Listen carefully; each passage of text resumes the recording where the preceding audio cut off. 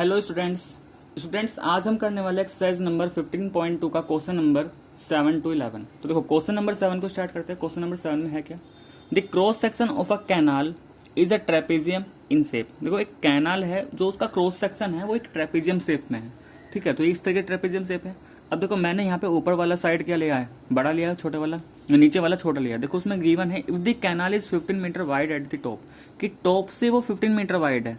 Top से जो distance रखा है ये कितना है, 15 मीटर,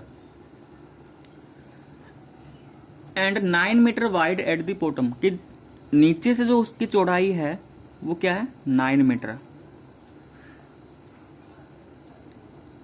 ठीक है, नीचे से चौड़ाई क्या है, 9 मीटर है। अब आगे क्या लिखा है इसमें, if the and the area of cross section is 240 metre square. ये जो पूरा क्रॉस सेक्शन है भाई, पूरा क्रॉस सेक्शन क्या है, ट्रेपेजियम। तो इसका जो एरिया है, यानी कि एक तरीके से क्रॉस सेक्शन का एरिया मतलब क्या होगा, ट्रेपेजियम का एरिया, वो हमें दे रखा है 240 मीटर स्क्वायर। और हमें क्या निकालना है, डिटरमाइन इट्स डेप्थ। तो डेप्थ का मतलब क्या है कि ये हमें गहराई इसकी बतानी है। तो भाई ये है कि एक तरीके से ट्रेपेजियम का हाइट ही तो हुआ, ये ट्रेपेजियम के लिए क्या है, एक तरीके से हाइट ही तो हुआ। तो हमें एच निकालना है। तो देखो हमें एरिया गिवन है, अगर मैं इसका नाम दूं यहाँ पे, या अगर नाम भी ना दे तो हम सीधे सीधे ये लिख सकते हैं यहाँ पे कि जो पैरेलल साइड्स है, पैरेलल साइड्स क्या है यहाँ पे, 15 मीटर एंड 9 मीटर। ठीक है, और हमें क्या निकालना है भाई, डेप्थ से मतलब क्या है, हमें इस ट्रेपेजियम का हाइट निकालना है। डेप्थ से मतलब क्या है यहाँ पे, हाइट, क्योंकि डेप्थ का मतलब क्या है, गहराई, और हाइट का मतलब भी तो यही होता है कि जो ऊपर वाला बेस और जो नीचे वाला जो ऊपर वाला है और नीचे वाला है इसके बीच का डिस्टेंस, तो वो हाइट या डेप्थ एक ही बात है यहाँ पे। तो using area of trapezium, using formula area of trapezium,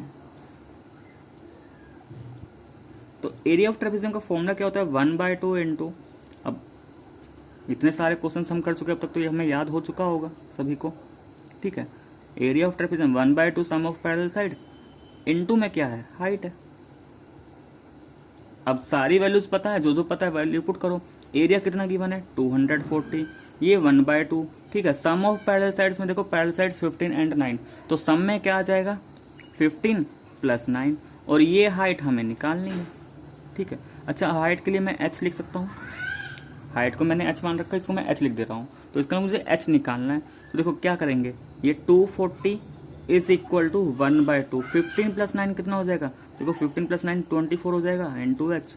तो यहाँ से अगर मुझे h निकालना हो, तो देखो भाई अगर मुझे h निकालना है तो ये जो भी है यहाँ पे h के पास मुझे इधर LHS में भेजना पड़ेगा। और जब LHS में जाएगा तो देखो कैसे जाएगा, ये जो 1 लिखा होता है 1 से तो कोई फर्क नहीं पड़ेगा, क्योंकि 1 क्या है, मल्टीप्लाई में, तो 1 से तुम मल्टीप्लाई कर लो इधर या डिवाइड कर लो, कोई फर्क नहीं है। 2 एंड 24 कहाँ जाएगा, 2 है यहाँ पे डेनोमीटर में, तो साइड चेंज हुआ न्यूमीटर में। अब न्यूमीटर में पहले से 240 था, तो उन दोनों के बीच में आ गया मल्टीप्लाई साइन। यहाँ पे 24 है न्यूमीटर में, तो साइड चेंज हुआ डेनोमीटर। अब ध्यान से देखो भाई, 240 से 24 सीधे सीधे कट रहा है, नहीं समझ में आ रहा तो भाई 2 से करके देख सकते हो, वरना ये 10 टाइम्स आ रहा है, क्योंकि 24 से 24 गया 1 टाइम्स, और एक 0 था, 0 बचा। अब 10 2 सा कितना, 20, इसका मतलब h कितना आ गया, 20।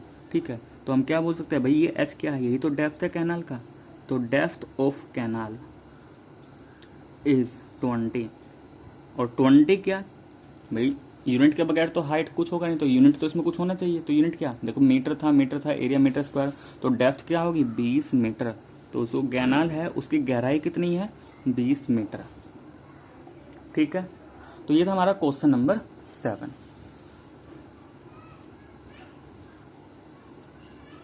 ठीक, नेक्स्ट आते हैं यहाँ पे क्वेश्चन नंबर 8 पर। क्वेश्चन नंबर 8, क्वेश्चन नंबर 8 में देखो सबसे पहले हम यहाँ पे एक डायग्राम बना लेते हैं। डायग्राम में कुछ इस तरीके से गिवन है।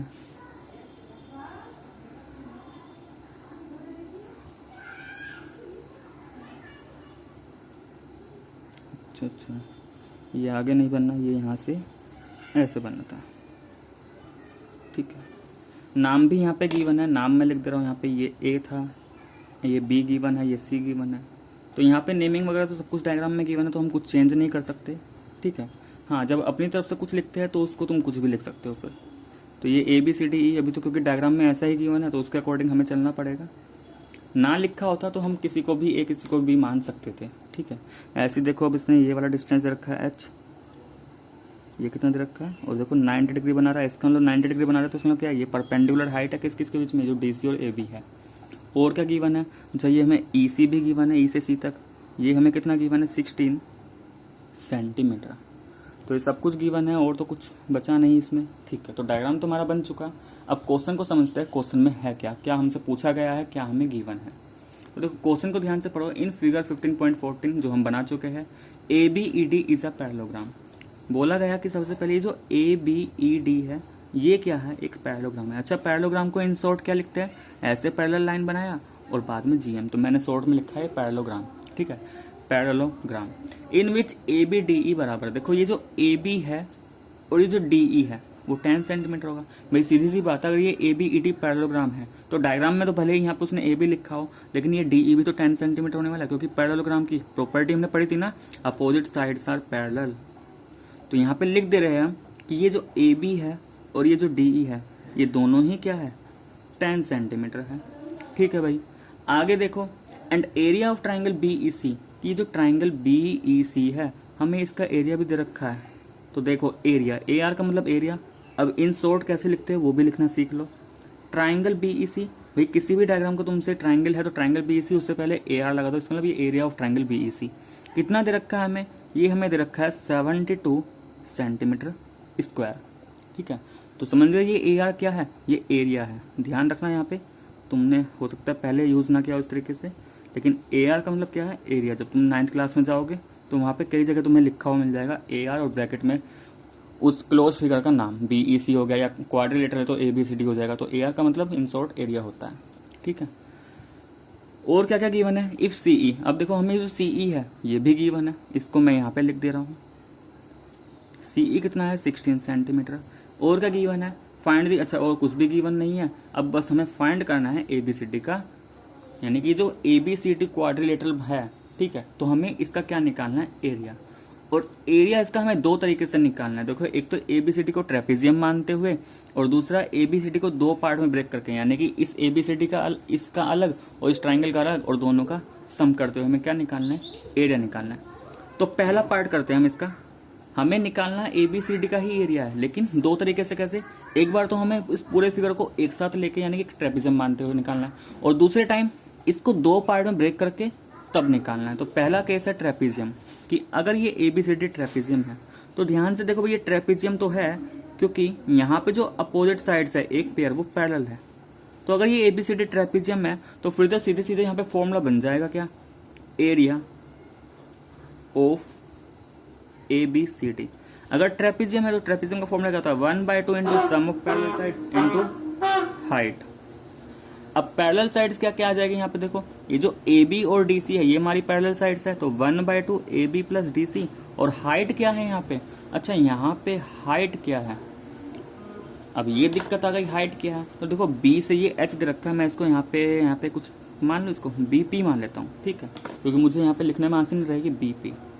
दिक्कत क्या हो गई अब हमारे साथ, कि जैसे हम ट्रेपेजियम का एरिया निकालने चले, हमें ये AB पता है क्या, भाई AB तो हमें पता है, ये दे रखा है 10 सेंटीमीटर।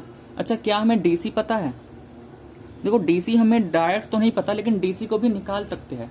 कैसे निकाल सकते हैं DC को, देखो क्या मैं इस DC को DE प्लस EC लिख सकता हूँ, तो DC को तो मैं लिख सकता हूँ DE प्लस EC, इसका मतलब 10 प्लस 16, तो यहाँ से जो DC है ये आ जाएगा 26 सेंटीमीटर। तो DC में कोई दिक्कत नहीं, लेकिन ये BP कैसे आए, क्योंकि जब तक क्योंकि ट्रेपेजियम मानते हुए चल रहे तो BP नहीं होगा तो हम एरिया नहीं निकाल पाएंगे। तो ये BP कैसे आएगा, तो देखो इस BP के लिए हमें यहाँ पे क्या करना पड़ेगा, अब वो चीज़ ये जो BP है या तो हम पहले निकाल के रख लेते, भाई हम पहले नहीं निकाला कोई बात नहीं, अब निकाल लेंगे, ठीक है, लेकिन निकालना तो पड़ेगा। अगर तुम्हें पहले समझ में आ जाता तो सीधे सीधे पहले निकाल के रख लेते। तो BP कैसे निकालेंगे, तो देखो ध्यान से, ये ट्राइंगल BEC है, BEC का ध्यान से देखो, अगर EC बेस है, अगर हम सिर्फ ट्राइंगल BEC को ध्यान में रखते हो देखते हो, चलो मैं यहाँ पे तुम्हें देखो, वीडियो थोड़ी लॉन्ग हो जाएगी लेकिन तुम्हें पूरा कंसेप्ट यहाँ पे सिखाने वाला हूँ, इसलिए वीडियो को पूरा देखो, ठीक है। अगर मैं इसको पूरा फिगर अलग ही बना लूँ मान लो, तो देखो इस फिगर में हमें कुछ इस तरीके से गिवन है और हमें EC गिवन है, हमें EC गिवन है कितना है 16।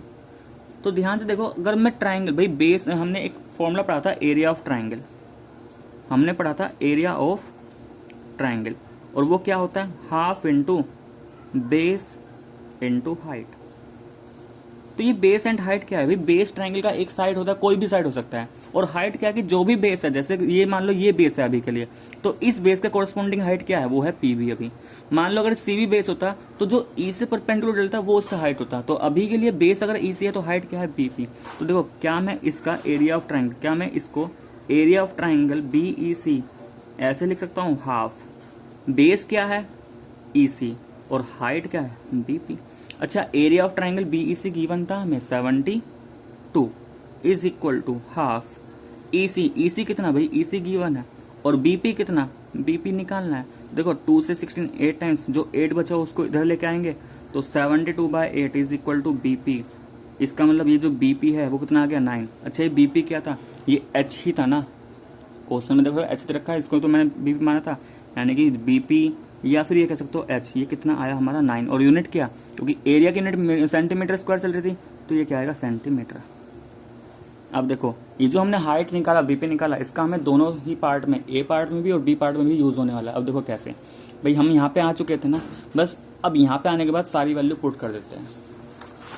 तो देखो यहाँ पे आने के बाद ठीक है, तो अगर चाहे हम ये पार्ट पहले निकाल के दिखा देते तो भी सही था, कोई बात नहीं, पहले नहीं निकाल पाए तो हमने बीच में निकाल दिया, कोई दिक्कत नहीं है उससे, ठीक है। एरिया, अब देखो मैं area A B C D, भाई मैं इन शॉर्ट लिख रहा हूँ, मैं इतना लॉन्ग नहीं लिखूंगा कि area of trapezium A B C D, ठीक है, वो मैंने सिखा दिया कैसे लिखना। 1/2 ए बी कितना है, ए बी तो हमें गिवन था 10, डी सी मैंने निकाल लिया था 26, और बी पी अभी निकाला, बी पी कितना आया 9। सोल्व कर लेते इसको, 1/2 10 + 26 कितना आएगा भाई, देखो 20 30 36 इंटू 9, 2 से 36 18 टाइम्स जाएगा, और 18 का अगर 9 से, तो 9 8 जो 72, 7 कैरी है अभी, 9 1 9 प्लस 7 16 162 सेंटीमीटर स्क्वायर। तो ये आ गया एरिया ऑफ ट्रेपेजियम, यानी कि हमने यहाँ पे कैसे निकाला, यूजिंग एरिया ऑफ ट्रेपेजियम। अब बी पार्ट में बोल रहा था कि हमें इस ए बी सी डी का एरिया तो निकालना है, हमें इस ए बी सी डी का एरिया तो निकालना है, तो हमें क्या करना है, एरिया निकालना है ए बी सी डी का, लेकिन दो पार्ट में, कैसे, सम लेके। एक तो हमें एरिया ऑफ पैरेललोग्राम, तो देखो दो पार्ट में कैसे, एक तो parallelogram A B E D, ध्यान से देखो, अगर यहाँ पे मैं इसको ऐसे लिखता हूँ, area of parallelogram A B E D plus area of triangle B E C, तो देखो क्या ये पैरेललोग्राम, और अगर मैं पैरेललोग्राम का एरिया और ट्राइंगल का एरिया ऐड करता हूँ तो ये मुझे टोटल एरिया मिलेगा ना, यानी कि ए बी सी डी का ही मिलेगा। तो इसको मैंने दो पार्ट में ब्रेक करके निकालना है, वही क्वेश्चन में बोला गया था कि sum of parallelogram A B E D and B E C. अब देखो भाई बी ई सी का एरिया तो हमें गिवन था, बी ई सी का तो हमें सीधे सीधे गिवन है यहाँ पे 72, तो बी ई सी का तो कोई दिक्कत नहीं, लेकिन इस पैरेललोग्राम का कैसे निकालेंगे। अब पैरेललोग्राम का एरिया हमने पढ़ रखा होगा, पैरेललोग्राम का एरिया क्या होता है, बेस इंटू हाइट। अच्छा, बीईसी का गिवन है तो इसकी तो मैं वैल्यू पुट कर दे रहा हूँ। अगर मैं सिर्फ पैरेललोग्राम एबीईडी की बात करूँ तो एरिया है बेस इंटू हाइट। बेस क्या होता है कि उस पैरेललोग्राम का कोई भी एक साइड, तो देखो बेस क्या होता है, कोई भी एक साइड, और जो भी साइड लिया उसके कोरस्पॉन्डिंग हाइट। तो ध्यान से देखो यहाँ पे भाई साइड तो हमारा A B B E D A कुछ भी हो जाता है, लेकिन अगर मैं डी ए और ई बी लेता हूँ तो इसके कोरस्पॉन्डिंग कोई हाइट गिवन नहीं है, इसलिए मैंने ये साइड कंसिडर नहीं किया। मुझे ए बी गिवन है या फिर ए बी गिवन तो डी ई गिवन है, क्योंकि अपोजिट साइड्स बराबर होंगी। तो अगर ए बी गिवन है तो इस पे हाइट क्या है, ये जो एच है, ये जो बी पी है, यही तो इसका हाइट बनेगा। इसका मतलब अगर बेस 10 तो हाइट क्या है 9 है, ठीक है, और ये क्या 72। भाई सोल्व कर लो इसको, 10 9 जा 90, 72 कितना 9 7 16, देखो 162। तो ध्यान रहे भाई हम निकाल तो ए बी सी डी रहे ना, बस हमारा तरीका निकालने का क्या है डिफरेंट है। पहले पार्ट में हमने ट्रेपेजियम मानते हुए क्या, यहाँ पे पैरेललोग्राम और ट्रायंगल मानते हुआ, लेकिन एरिया जब डायग्राम सेम है तो एरिया क्या आना चाहिए, सेम आना चाहिए। तो ध्यान रहे मेथड चेंज करने से किसी भी फिगर का एरिया चेंज नहीं होगा, एरिया हमारा फिक्स ही रहने वाला है, ठीक है। तो ये हो गया हमारा क्वेश्चन नंबर 8। नेक्स्ट आते हैं यहाँ पे क्वेश्चन नंबर 9 पर। क्वेश्चन नंबर 9, अच्छा क्वेश्चन नंबर 9 के लिए देखो इसमें भी कुछ ऐसा ही गिवन है, क्वेश्चन नंबर 9 में भी कुछ इसी तरीके से गिवन है। तो सबसे पहले तो हम यहाँ पे डायग्राम बना लेते हैं।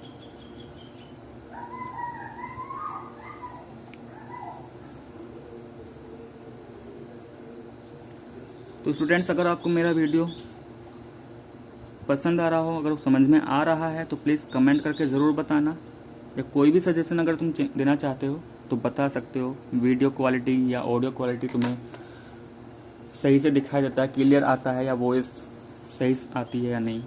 ठीक है, देखो हमें क्या क्या गिवन है हम यहाँ पे लिख दे रहे हैं।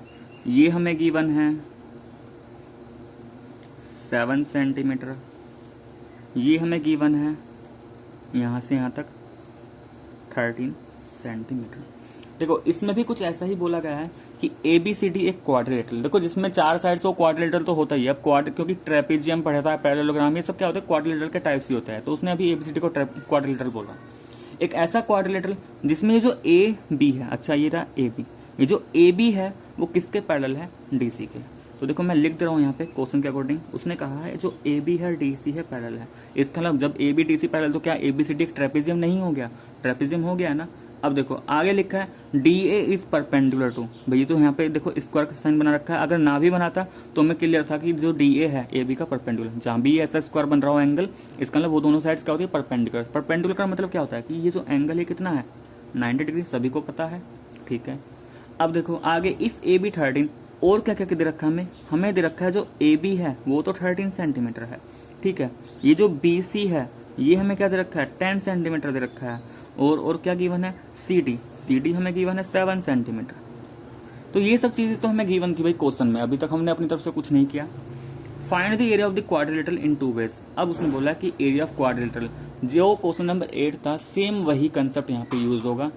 ठीक है, कि एक तो हमें ABCD को ट्रेपेजियम मानते हुए, और दूसरा हमें ABCD को रेक्टेंगल और ट्राइंगल, वहां पे पैरेललोग्राम और ट्राइंगल था, यहाँ पे देखो भाई जब ये 90 डिग्री है, ठीक है, ये भी 90 डिग्री होगा क्योंकि ये हाइट है, तो ये एक रेक्टेंगल ही तो हुआ, तो रेक्टेंगल और ट्राइंगल मानते हुए बस वहां पे सेकंड पार्ट में था पैरेललोग्राम और ट्राइंगल।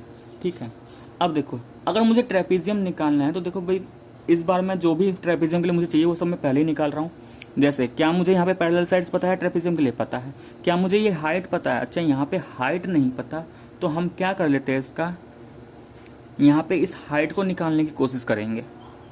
अच्छा ये हाइट कैसे आ सकता है, ये हाइट कैसे आएगा, तो देखो CEB है एक राइट ट्राइंगल, और अगर CEB है राइट ट्राइंगल तो क्या इस EB की लेंथ आ सकती है कि EB कितना होगा।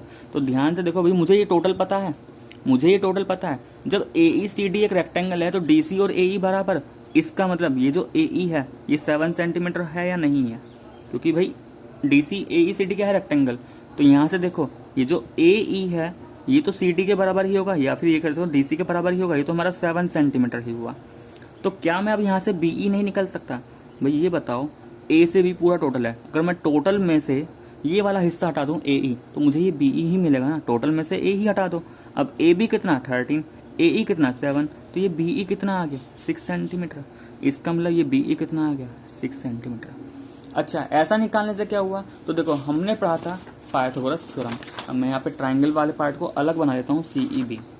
ठीक है, बिल्कुल अलग बनाते हैं, ये C, ये E, ये B, ये हमें दे रखा है 10 सेंटीमीटर, और ये अभी हमने फाइंड किया 6 सेंटीमीटर। एक बार वेरीफाई कर लो, देखो ये 10 सेंटीमीटर 6 सेंटीमीटर CEB।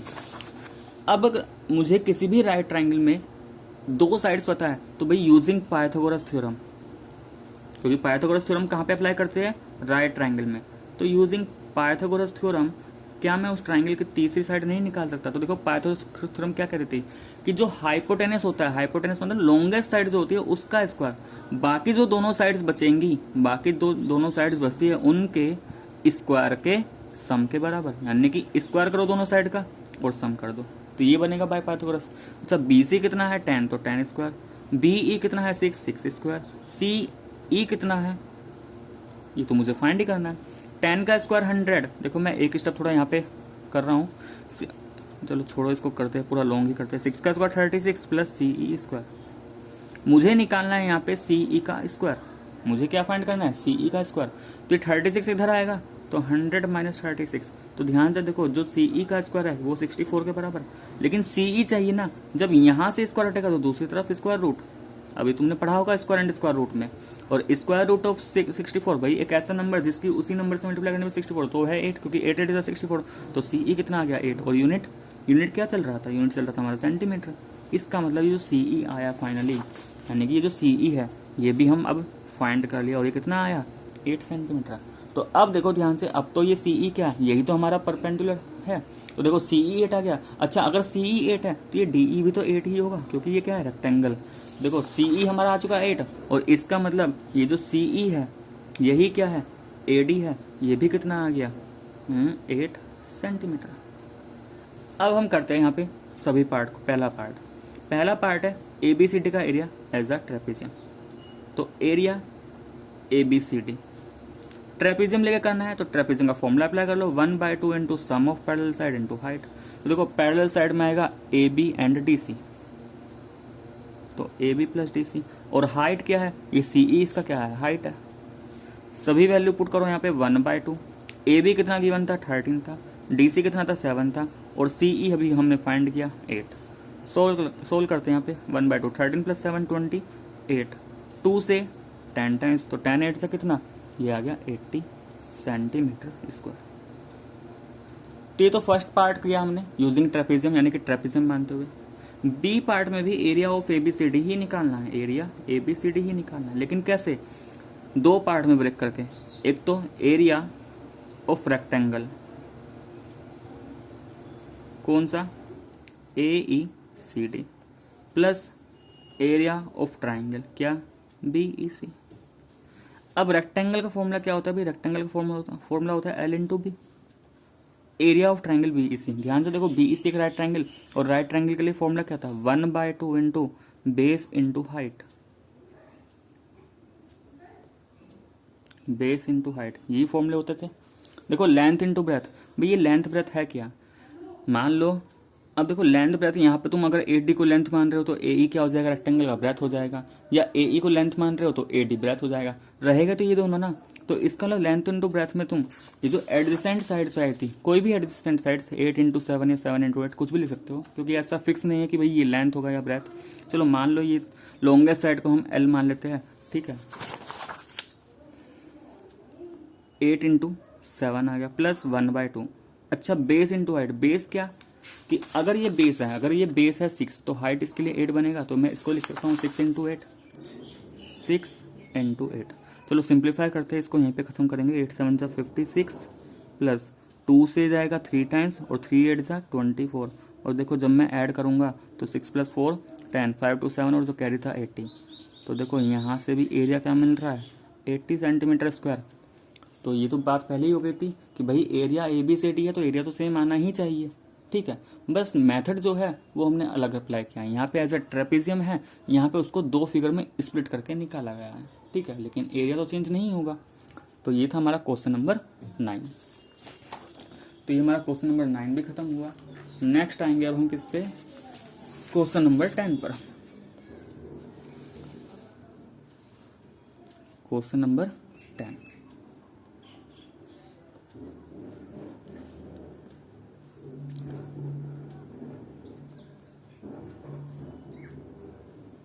देखो भाई क्वेश्चन नंबर 10 में भी हम डायग्राम बना लेते हैं। कुछ हमें ऐसा गिवन है,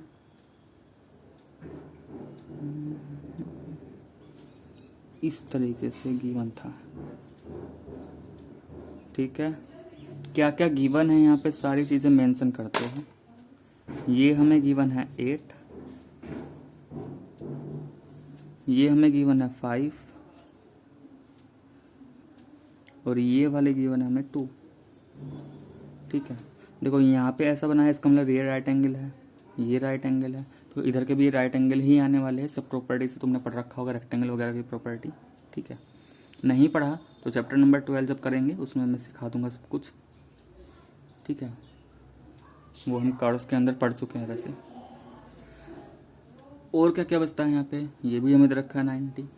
देखो क्वेश्चन क्या है, क्वेश्चन ये है find the area of the unshielded part. अच्छा यहाँ पे एक बार शेडेड वाला पार्ट, ये है हमारा शेडेड वाला पार्ट, लेकिन हमें इस शेडेड पार्ट का एरिया नहीं निकालना, हमें निकालना है अनशेडेड पार्ट का एरिया। ये तो हमारा शेडेड हो गया, हमें किसका एरिया निकालना है, हमें निकालना है अनशेडेड पार्ट का एरिया।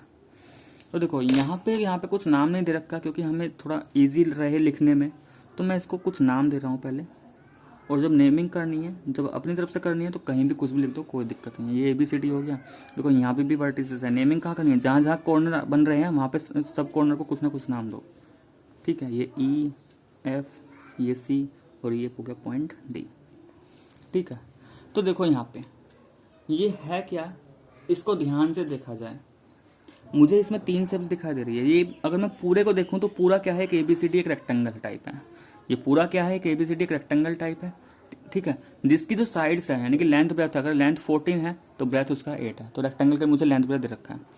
और जो शेडेड वाला पार्ट है, अगर मैं इसको देखूं, इसको 2 पार्ट में ब्रेक करके देखना पड़ेगा, क्योंकि पूरा अगर मैं एक साथ देखता हूं तो कोई शेप नहीं बन रहा है, ऐसा हमने कोई शेप नहीं पढ़ा।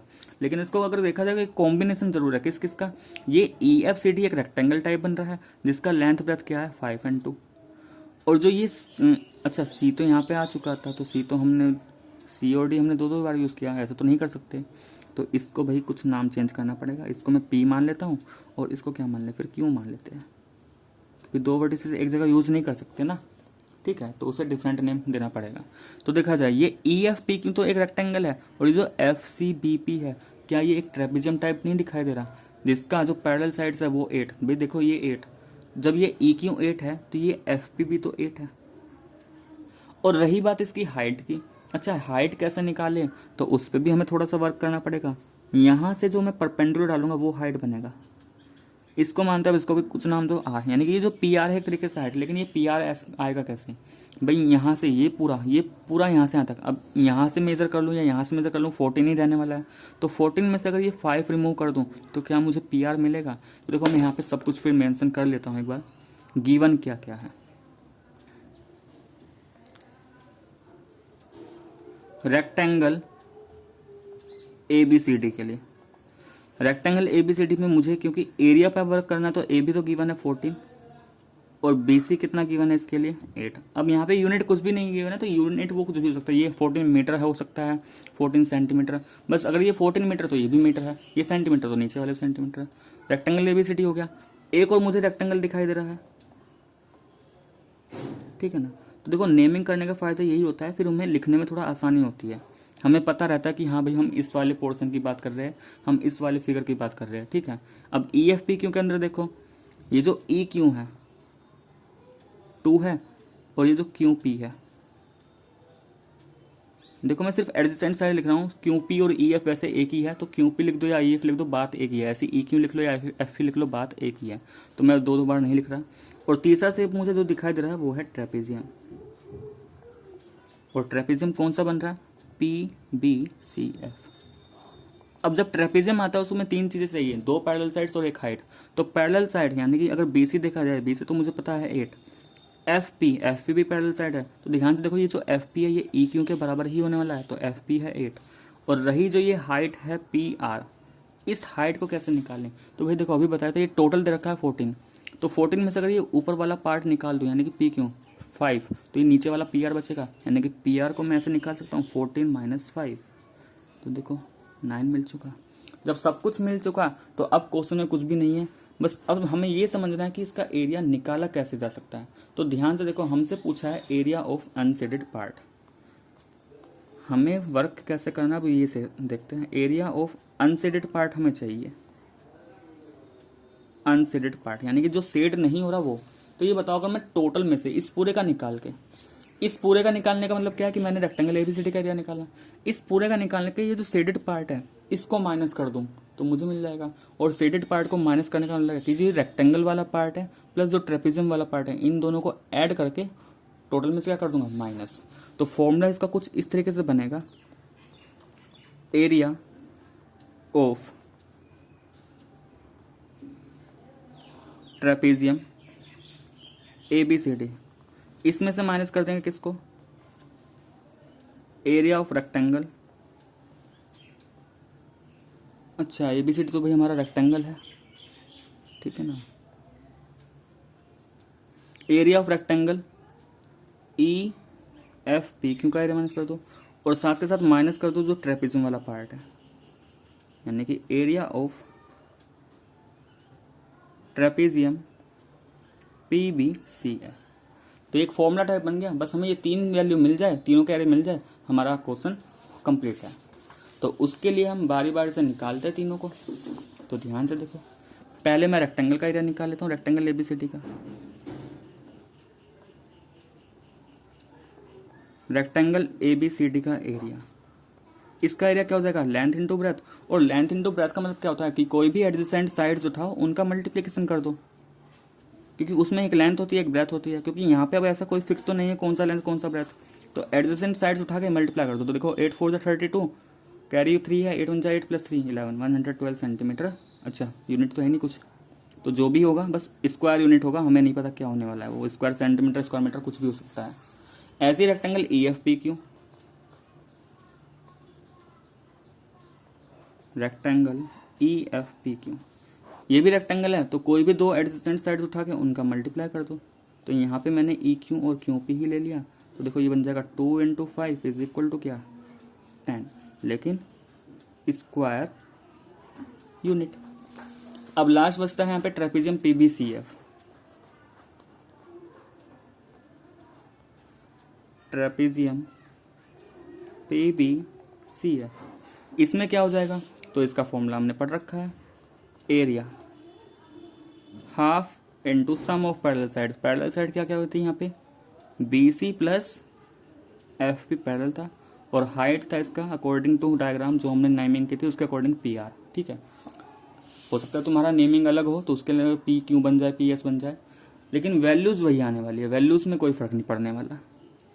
तो नाम चेंज हो सकता है, क्योंकि कोई हो सकता है A B C D use कर ले, जहाँ मैंने A B C D use किया, कोई हो सकता है P Q R S use कर ले।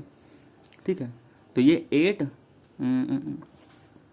ये कितना था, अच्छा ये गलती कर दी मैंने यहाँ पे, देखो ध्यान से ये चीज़ें देखा करो भाई। यहाँ पे ये 2 था ना, तो ये एफ पी कितना था, ये तो 2 होना चाहिए, और मैंने इसको भी 8 कर दिया, क्योंकि ये 8 है तो एफ पी कितना है, ये तो 2 था, तो यहाँ पे 2 होना चाहिए था।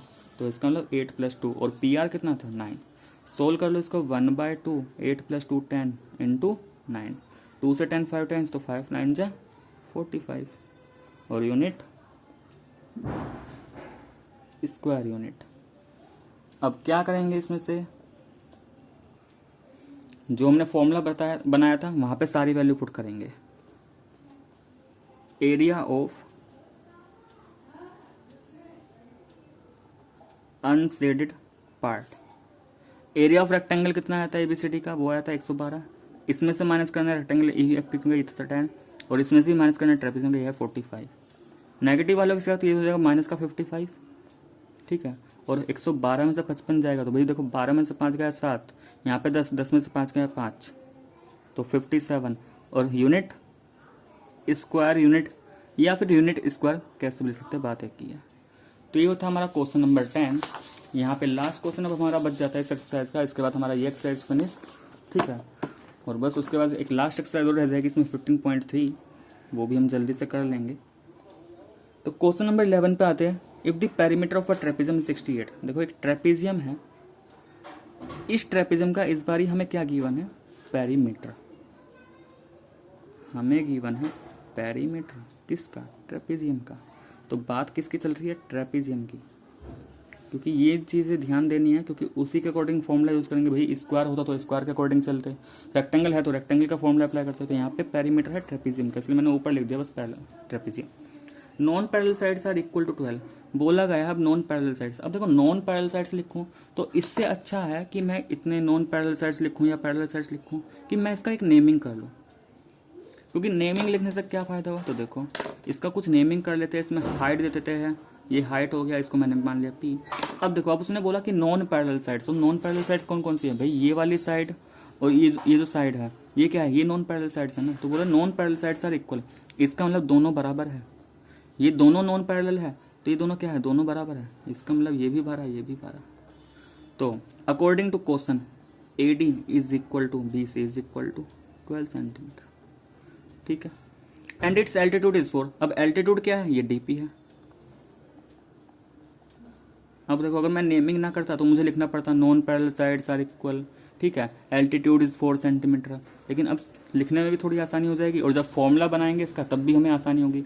Find area of the trapezium. अच्छा, अब यहाँ पे एरिया ऑफ ट्रेपेजियम पूछा है, तो देखो अगर मुझे एरिया ऑफ ट्रेपेजियम निकालना था, एक बार इसका फॉर्मूला देखो। अगर मैं यहाँ पे काम करता इसका सपोज करो मैं सीधे सीधे एरिया ऑफ ट्रेपेजियम निकालने लग जाऊँ, तो फॉर्मूला इसका कुछ ऐसे बनता है 1/2 into sum of parallel sides into height. Sum of parallel sides का मतलब A B plus D C, और हाइट क्या है यहाँ पे डी पी। क्या मुझे डी पी पता है भाई? डी पी तो पता है, लेकिन क्या मुझे ए बी और डी सी पता है? ए बी और डी सी नहीं पता। अच्छा एक चीज़ नोट और करो, या तो मुझे ए बी और डी सी अलग अलग पता लग जाए तो भी कोई दिक्कत नहीं, क्योंकि दोनों का सम कर लूंगा, या फिर दोनों साइड्स का सम पता लग जाए। भाई मुझे ए बी और डी सी तो नहीं पता, लेकिन अगर मुझे ए बी और डी सी का सम भी पता लग जाए तो भी तो काम चल सकता है ना, क्योंकि हमें तो सिर्फ एरिया से मतलब है ना, हमें साइड से मतलब थोड़ी ना। उसने हमसे एरिया पूछा, तो अगर मुझे साइड्स अलग अलग पता नहीं लग पा रही लेकिन सम पता लग गया, क्योंकि भी फाइनली करना तो हमें सम ही था ना, तो हमें सीधे सीधे सम दे रखा है, तो इस पूरे ब्रैकेट में एक सिंगल वैल्यू आ जाएगी। जब साइड्स अलग अलग थी तो तब 2 वैल्यूज आती थी, अब क्या आएगी? 1 वैल्यूज आ जाएगी। ठीक है, तो देखो यहाँ पे हमें पेरीमीटर तो गिवन है ना, और पेरीमीटर किसी भी क्लोज फिगर का पेरीमीटर का मतलब क्या है कि सभी साइड्स का सम। तो देखो यहाँ पे 4 साइड्स है, A B B C C D and A D. Perimeter कितना? 68। ए बी तो पैरेलल साइड तो नहीं पता, B C non parallel sides वो 12 थी, सी डी भी पैरेलल साइड्स के अंदर आते हैं वो भी नहीं पता, ए डी फिर से नॉन पैरेलल साइड वो 12 थी। अब देखो यहाँ से क्वेश्चन बन चुका है, ये 12 और 12 24 होगा, और इधर लेके आऊंगा तो -24। इधर बचा क्या? A B plus C D. तो ध्यान से देखो ये A B plus C D क्या निकल के आ गया भाई? 8 में से 4 गया 4, 6 में से 2 गया 4, 44 सेंटीमीटर। तो हमें अलग अलग साइड्स तो नहीं पता चल पाई पैरेलल साइड्स, लेकिन उनका सम पता है, तो कोई दिक्कत नहीं, क्योंकि हमें तो एरिया से मतलब है, और एरिया के लिए सिर्फ हमें सम पता होना चाहिए। तो हम यहाँ पे अब क्या करेंगे, एक सिंगल वैल्यू 44 से रिप्लेस कर दिया, क्योंकि ये दोनों साइड्स का सम था। और डीपी कितना? डीपी जल्दी से देखो, डीपी 4। डीपी कितना था? 4। सोल्व कर लो, 2 से 4 2 टाइम्स, और 44 का 2 से करोगे तो 88 सेंटीमीटर स्क्वायर। ये क्या होगा हमारा फाइनल आंसर। तो स्टूडेंट्स यहाँ तक हमने एक्सरसाइज 15.2 कंप्लीट कर लिया है। तो अगर आपको वीडियो पसंद आ रहा हो तो प्लीज़ वीडियो को लाइक करें, शेयर करें अपने दोस्तों को, और चैनल को सब्सक्राइब जरूर करें।